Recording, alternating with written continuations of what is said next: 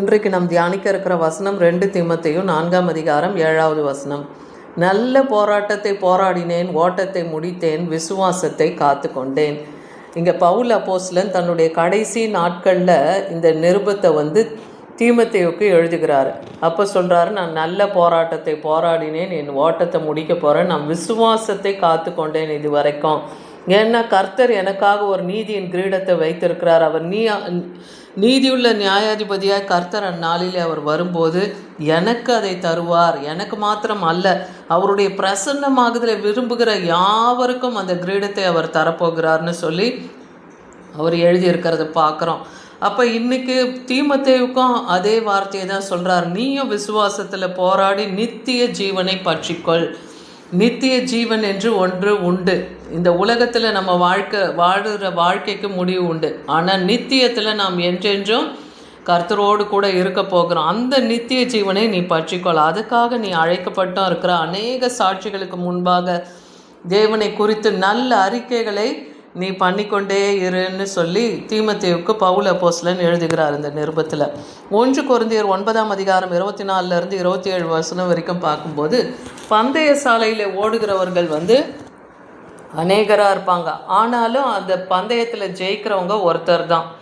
அப்போ அந்த பந்தயத்தினுடைய ஓட்டத்திலே நாம் ஜெயம் கொள்ளுவோம் என்கிற அந்த நிச்சயத்தோடு நாமும் ஓடுகிறவர்களாக இருக்கணும்.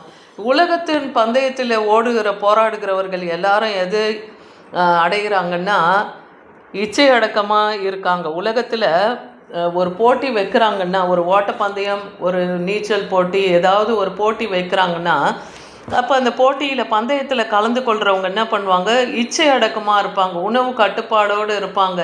ஏன்னா அந்த விளையாட்டில் தாங்க ஜெயிக்கணும், இந்த உலக பிரகாரமாக அவங்க கொடுக்குற அந்த கிரீடத்தை அவங்க பெற்றுக்கொள்ள, அழிவுள்ள அந்த கிரீடத்தை பெற்றுக்கொள்ள தங்களுடைய சரீரத்தை ஒடுக்கி அந்த போட்டியில் அவங்க போராடுறாங்க.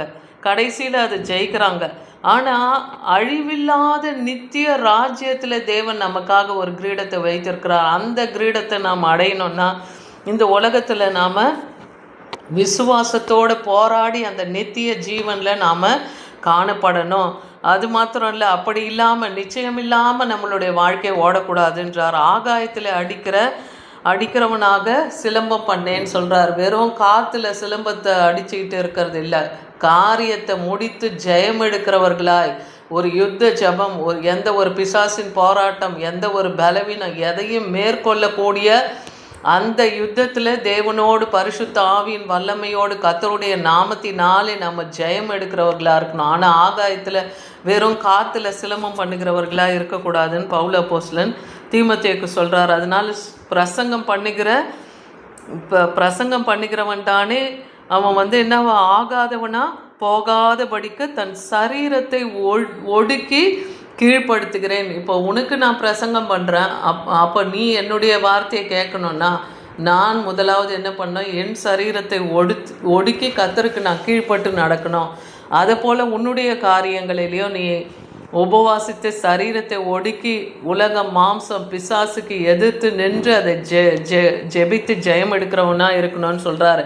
எபிரேயர் 12ஆம் அதிகாரம் 1-2 வசனத்தில் பார்க்குறோம். மேகம் போன்ற எவ்வளோ திரளான சாட்சிகள் நம்மை சூழ்ந்திருந்தாலும் பாரமான யாவற்றையும் நம்மை சுற்றி நெருக்கி நிற்கிற பாவத்தை நீங்கள் தள்ளிவிடுங்க. இந்த உலகத்தில் நம்மை நெருக்கி கொண்டு இருக்கிற அந்த பாவத்தை தள்ளி விசுவாசத்தை தொடக்குகிறவரும் முடிக்கிறவரும் இயேசு கிறிஸ்து. அவரை நோக்கி நமக்கு அவர் நியமித்து வைத்திருக்கிற அந்த ஓட்டத்தை நாம் பொறுமையோடு ஓடி அந்த நீதியின் கிரீடத்தை நாம் பெற்றுக்கொள்ளணும். அதுதான் கர்த்தர் இன்றைக்கி நம்மோடு கூட இடைப்படுகிறார். அவனவனுக்கு தேவன் இந்த உலகத்தில் ஒரு காரியத்தை கொடுத்து வைத்திருப்பார் இல்லையா. அந்த உலகத்தில் ஒரு வேலையை கொடுத்து, ஒரு குடும்பத்தை கொடுத்து அதை நடத்தும்படியாக வைத்திருப்பார். அப்போ நமக்கு கொடுத்துருக்கிற ஓட்டத்திலே நாம் உண்மை, முத்தமும், நீதி உள்ளவர்களாக, இருதயத்தின் சுத்தம், கரத்தின் சுத்தம், இதெல்லாம் சரியாக இருந்து ஓடும்போது தேவனுடைய சமூகத்திலே நமக்காக வைக்கப்பட்டிருக்க அந்த கிரீடத்தை நாமும் பெற்றுக்கொள்ள முடியும். அவர் தமக்கு முன் வைத்திருக்கிற சந்தோஷத்தின் பொருட்டு அவமானத்தை எண்ணாமல் சிலுவையை சகித்து தேவனுடைய சிங்காசனத்தின் வலது பாரியத்தில் ஆண்டவராகிய இயேசு கிறிஸ்து எப்படி உட்கார்ந்து இருக்கிறார் இல்லையா. இன்றைக்கும் அவர் ஜீவனுள்ள தேவனாக இருக்கார். அவருக்கு ஒப்புவிக்கப்பட்டது இந்த உலகத்தில் இருக்கிற சகல மனுஷர்களுடைய பாவங்களையும் அக்கிரமங்களையும் அவர்களுடைய சாபங்களையும் அவர் சுமந்து தீர்த்தார். அவர் தம்மை தாமாகவே முன்வந்து பலியாக, ஜீவ பலியாக அவர் ஒப்பு கொடுத்தார் இல்லையா? தேவனுடைய சித்தத்தை செய்யவே ஆண்டவராக இயேசு கிறிஸ்து இந்த பூமியில் வந்தார். அவர் சிலுவையை சகித்தார். அவர் மரித்து அடக்கம் பண்ணப்பட்டு 3ஆம் நாள் உயிரோடு எழுந்து இன்றும் பிதாவின் வலது பாரத்தில் ஜீவனுள்ள தேவனாய் வீற்றிருக்கிறார்னு பார்க்குறோம். அப்போ அவர் தன்னுடைய மாதிரியை நமக்கு விட்டு போயிருக்கிறார். அவர் சாந்தத்தையும் மனத்தாழ்மையுமே தன்னுடைய சிலுவை நுகமாய் அவர் சுமந்தார். அதை தான் இன்றைக்கி நம்மையும் சுமந்து கொள்ள சொல்கிறார். எத்தனை போராட்டம் வந்தாலும் பொறுமையோடு சகித்து நாம் அதை கடந்து போகிறவர்களாக இருக்கணும். இங்கே அப்போஸ்தலர் 20ஆம் அதிகாரம் 23, 24 வசனத்தில் பார்க்கும்போது பவுல் அப்போஸ்தலன் எழுதும்போது, அநேக கட்டு உபத்திரவம் எனக்கு வைத்திருக்கிறது என்று ஆவியானவர் பட்டணந்தோறும் தெரிவிக்கிறதை மாத்திரம் அறிந்திருக்கிறேன். அநேக எல்லையிலே நமக்கு பிரச்சனை, கட்டு, போராட்டம், உபத்திரம் இன்றைக்கி பூமியில் வாழ்கிற நமக்கும் எவ்வளோ இருக்கலாம். ஆனால் அதெல்லாம் நம்ம அதை குறித்து கவலைப்படாமல் இந்த அவர் தன்னுடைய ஜீவனை கூட அவர் அருமையாக எண்ணலைன்னு சொல்கிறார் பவுல் அப்போஸ்தலன். ஏன்னா அந்த ஜீவனை கூட கர்த்தருக்காக அவர் ஒப்புவிக்க அவர் முன் வந்தார் இல்லையா? என் ஓட்டத்தை சந்தோஷத்தோடு ஓடி முடிக்கவும் தேவனுடைய கிருபையின் சுவிசேஷத்தை பிரசங்கம் பண்ணும்படிக்கு நான் கர்த்தராகிய இயேசுவின் இடத்துல பெற்ற ஊழியத்தை நிறைவேற்றவுமே விரும்புகிறேன். அப்போ அந்த ஊழியத்தை நிறைவேற்ற அவர் தன்னை பவுல் அப்போஸ்தலனும் ஒப்பு கொடுத்தாருன்னு பார்க்குறோம். யோவான் 4ஆம் அதிகாரம் 34ஆம் வசனத்தில் பார்க்குறோம். இயேசு அவர்களை நோக்கி, நான் என்னை அனுப்பினவருடைய சித்தத்தின்படி அவருடைய கிரியை முடிப்பதே என்னுடைய போஜனமாக இருக்கிறது. அப்போ ஆண்டவராக இயேசு கிறிஸ்து இந்த உலகத்தில் அவர் தனது போஜனமாக எதை சொல்கிறாருன்னா, தேவனுடைய சித்தத்தை நிறைவேற்றுவது. முதலாவது தேவனுடைய ராஜ்யத்தையும் அவருடைய நீதியும் தேடுங்கள், பின்னையாவும் கூட கொடுக்கப்படும் என்றே வேத வசனம் சொல்லுது இல்லையா? அப்போ கர்த்தருடைய ராஜ்யம், நீதி, அவருடைய நீதி என்ன கற்பிக்கிறது அதன்படி நாம் நடந்து ஓடும்போது உலகத்தினுடைய பிற காரியங்களை தேவன் நமக்கு கொடுப்பார். அது நம் தேவைகளை எல்லாம் தேவன் சந்திக்க வல்லமுள்ளவர். ஆனால் தேவனுடைய வார்த்தையை கேட்டு யார் காத்து கொள்கிறாங்களோ அவங்க பாக்கியவானே. லூக்கா 11:28 பார்க்குறோம். 2 தீமோத்தேயு 1:14 உன்னிடத்தில் ஒப்புவிக்கப்பட்ட அந்த நற்பொருளை நமக்குள்ளே வாசம் பண்ணுகிற பரிசுத்த ஆவியினாலே காத்துக்கொள். அப்போ கர்த்தர் உனக்கு ஒப்புவித்து வைத்திருக்கிற நற்பொருள் இல்லையா, நித்திய ஜீவன் என்று நமக்கு கொடுத்துருக்கிறார். அது அநேகருக்கு அந்த நித்திய ஜீவனுடைய சுவிசேஷத்தை நம்ம அறிவிக்கணும். அதுதான் என்ன அந்த சுவிசேஷம்? நமக்காக ஒருவர் மரித்தார்.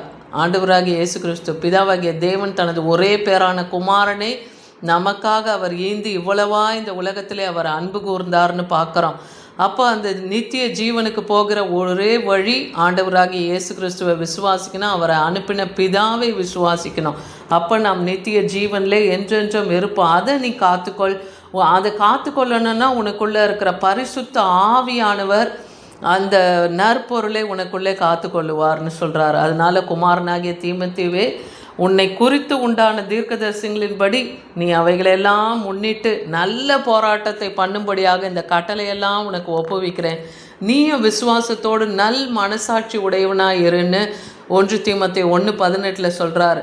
உனக்கு கர்த்தர் ஒப்புவித்ததை நல் மனசாட்சியோடு அந்த ஊழியத்தையும் நீ செய்து நல்ல போராட்டத்தை போராடி விசுவாசத்தோடு உன்னுடைய ஓட்டத்தையும் முடிக்க அந்த விசுவாசத்தை காத்துக்கொள்.